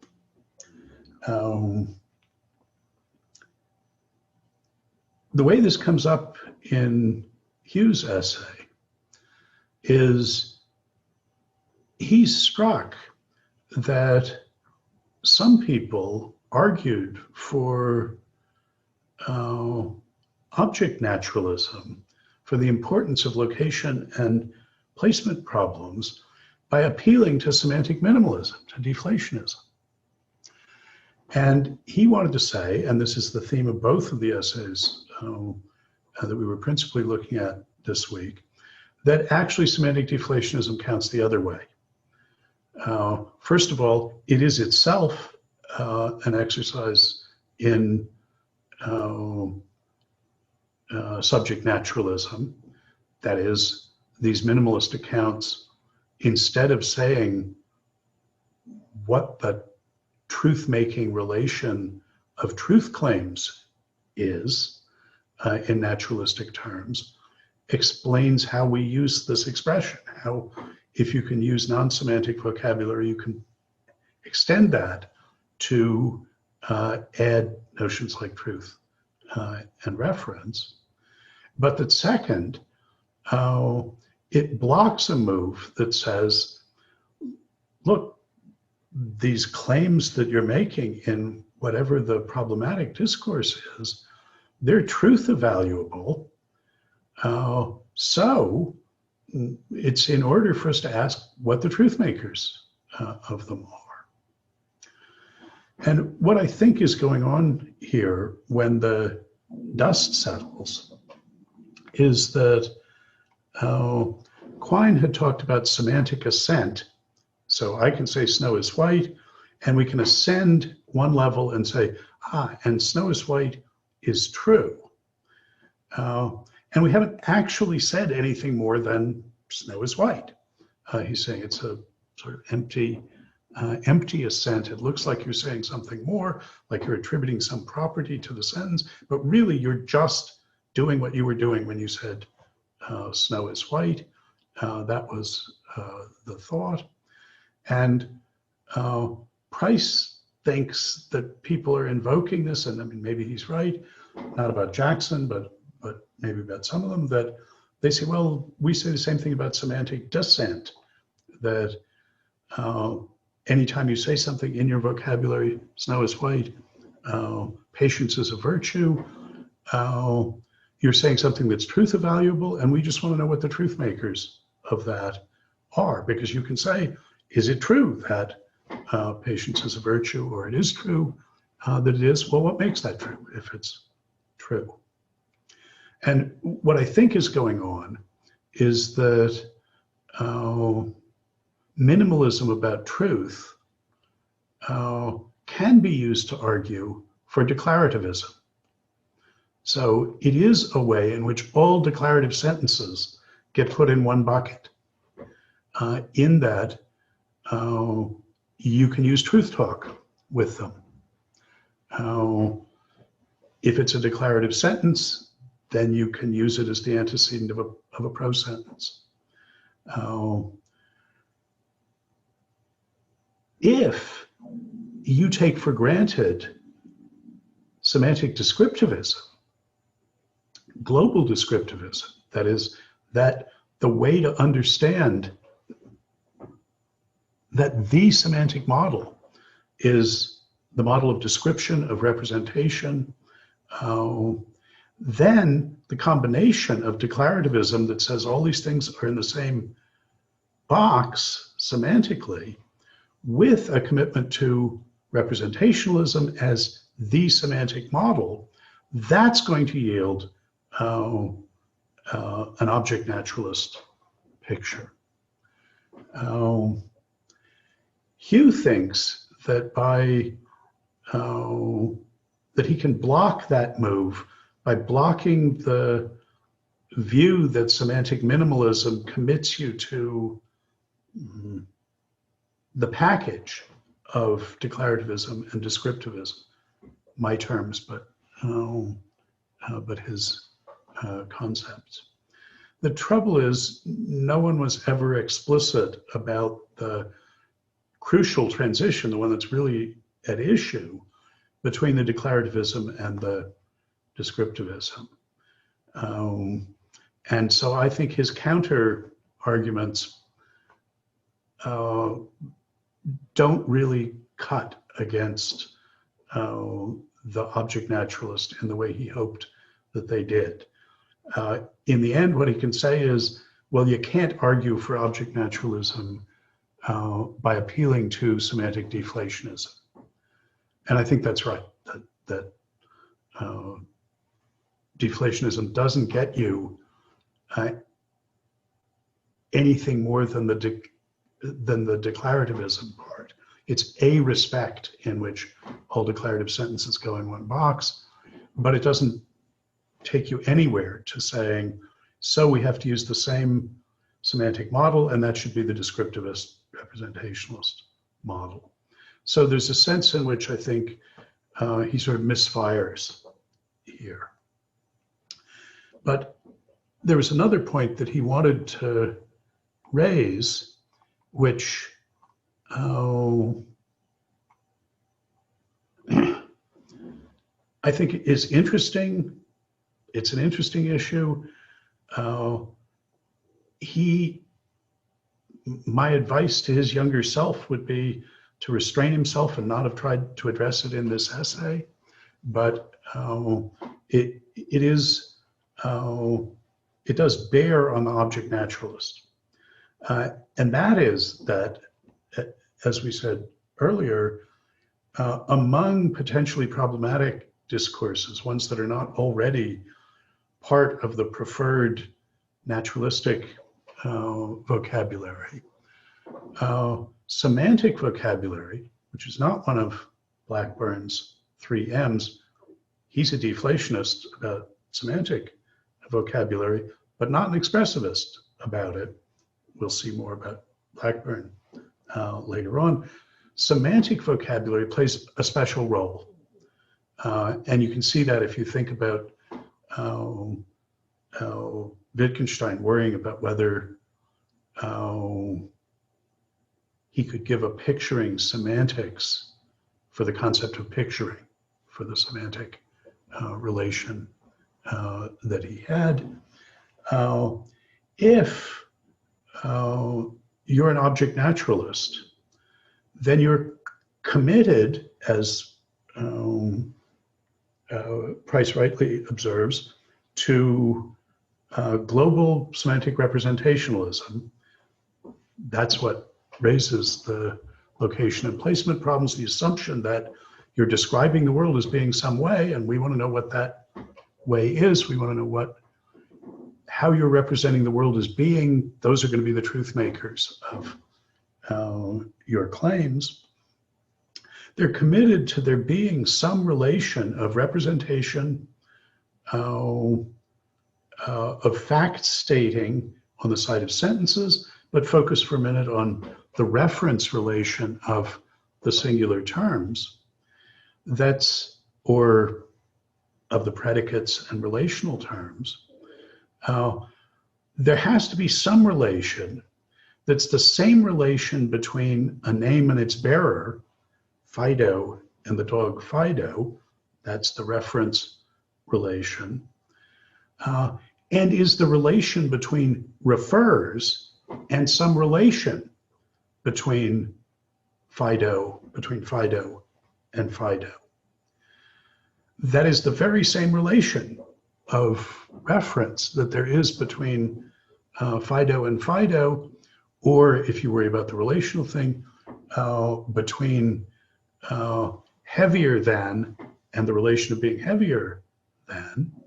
That's got to be the same relation that there is between refers and the reference relation, which you have to be able to specify in the preferred, privileged, naturalistic vocabulary. And now, interestingly, and this is, I think, why Price, the fabulously imaginative philosopher that he is, couldn't resist talking about this. He doesn't argue, as you might first think, that there can't be a relation like that, that is at once the relation between heavier than and the relation of being heavier than, and the relation between refers and the relation between heavier than and heavier than, which furthermore is specifiable in a naturalistic vocabulary. He doesn't argue that that doesn't make sense or that there's some in principle block to it. He argues there's way too many relations like that. It's too cheap and easy to find relations that satisfy that. In effect, he's invoking, he doesn't put it this way, but in effect his argument is any two objects are similar in an infinite number of respects and dissimilar in an infinite number of respects. And that's true also of the relation between heavier than and the relation being heavier than. That's similar to the relation between reference and the relation between heavier than and the relation of being heavier than.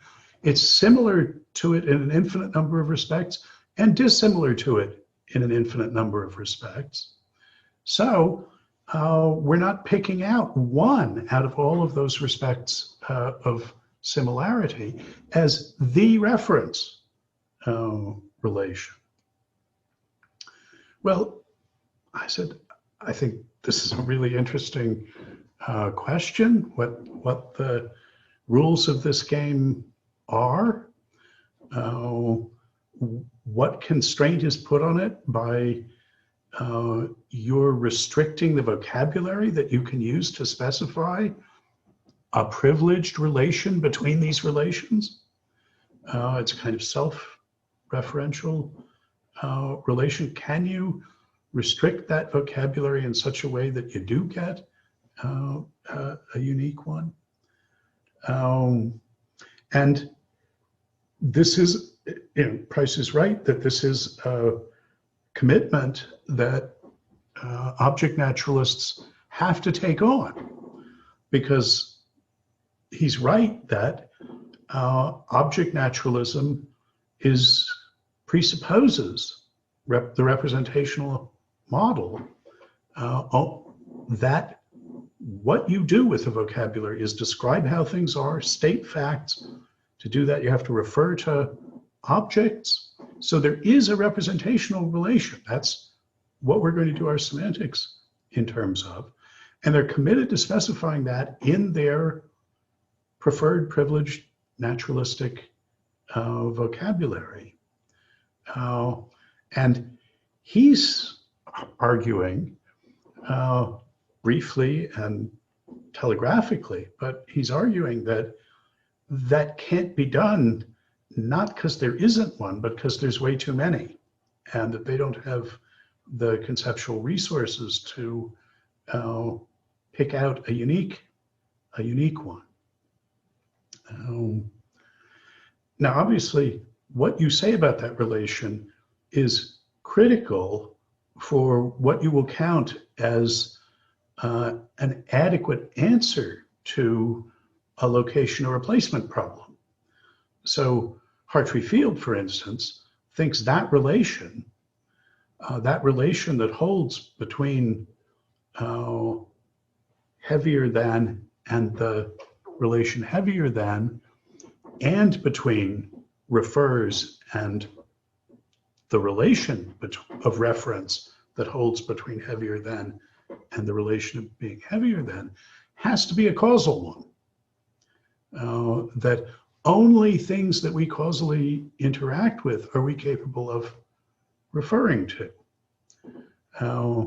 And he sees no prospect of our standing in that relation to numbers because they're abstract objects, which he believes is a kind of object, a kind that doesn't exist because you can't specify them in naturalistic vocabulary.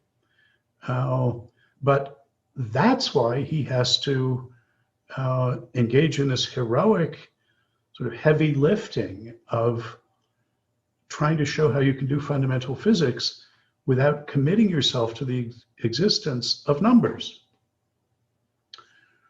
or I would say any other mathematical objects.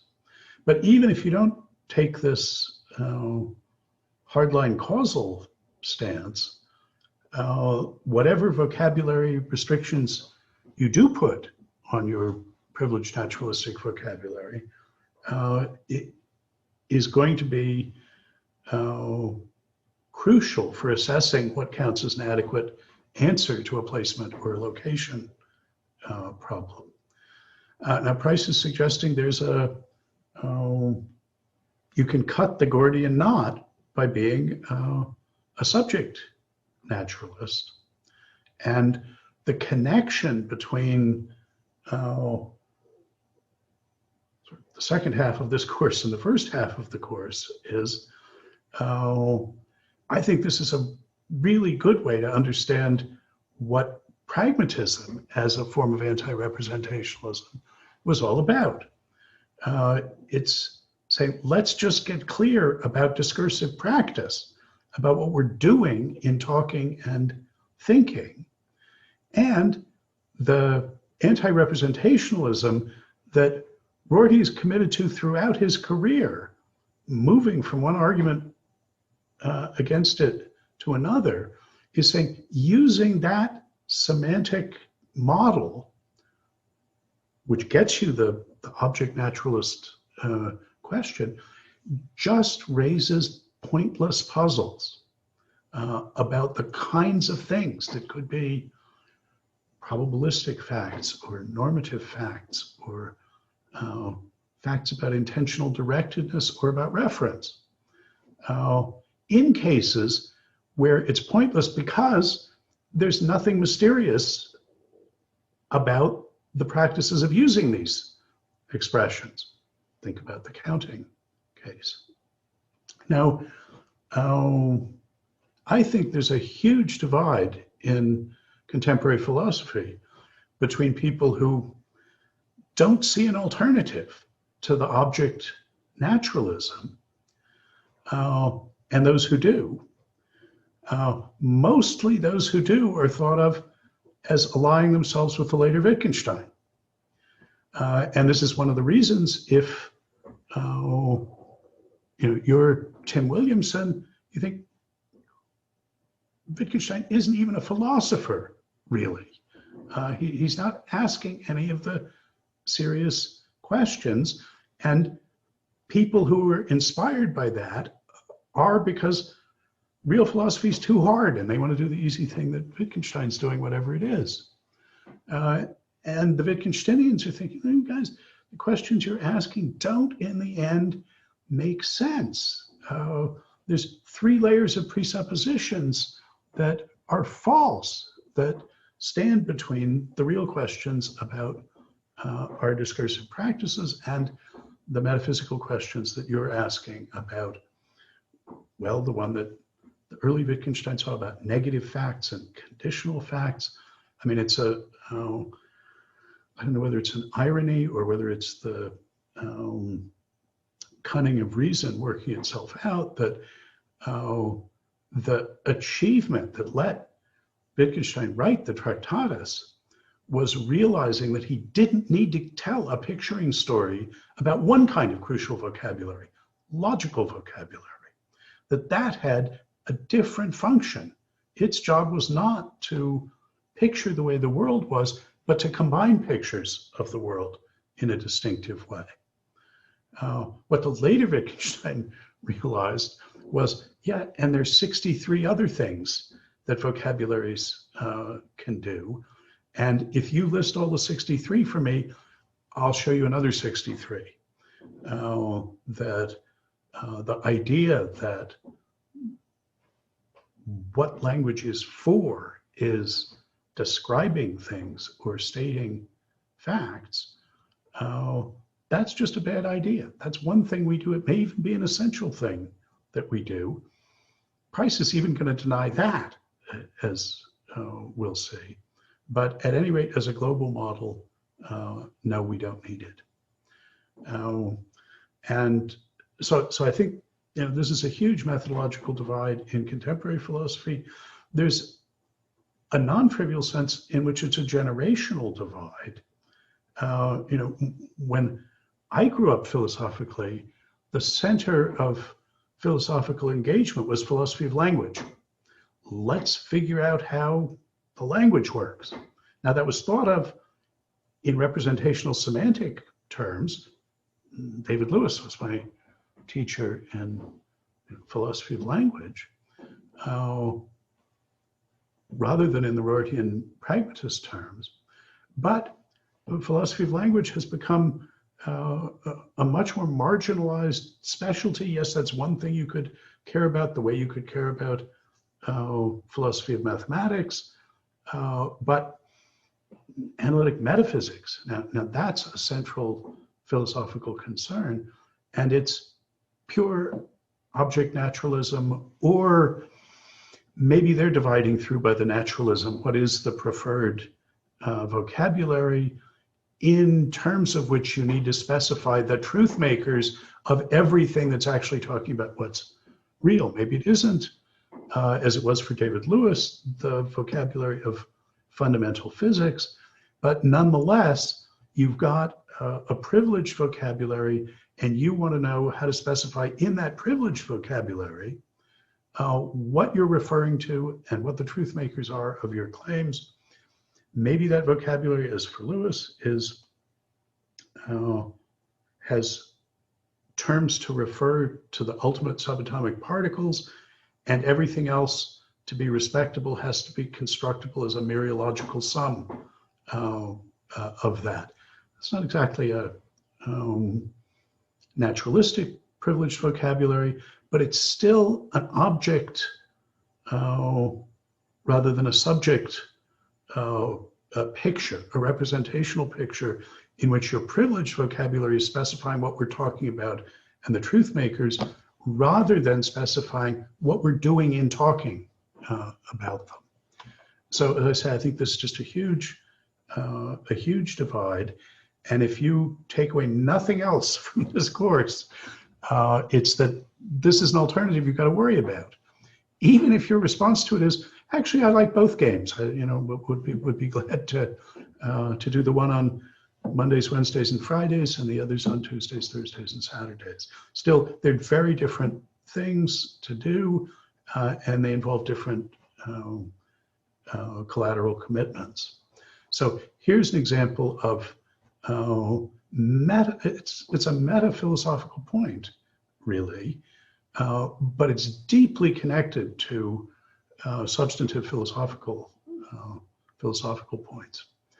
And the literature that we're going to trace out over the next 6 weeks is downstream from this appreciation of Hughes, and that I see as deepening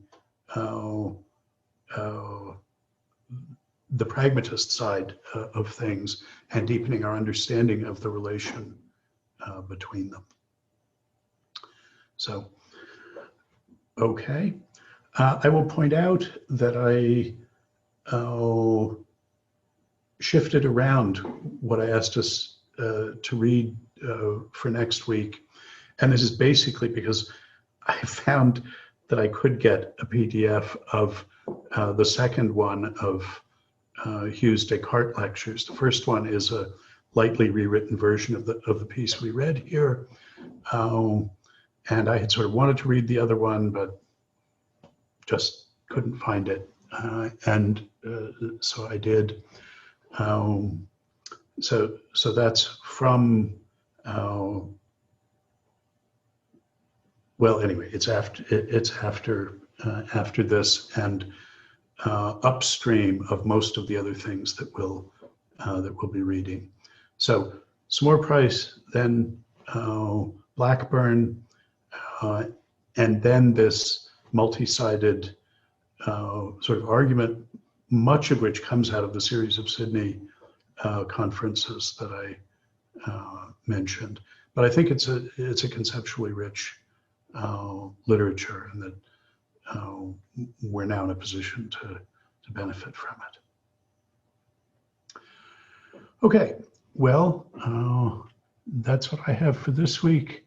I'm going to turn off the recording, but I'll stick around in case people would still like to chat. Okay, see you next week.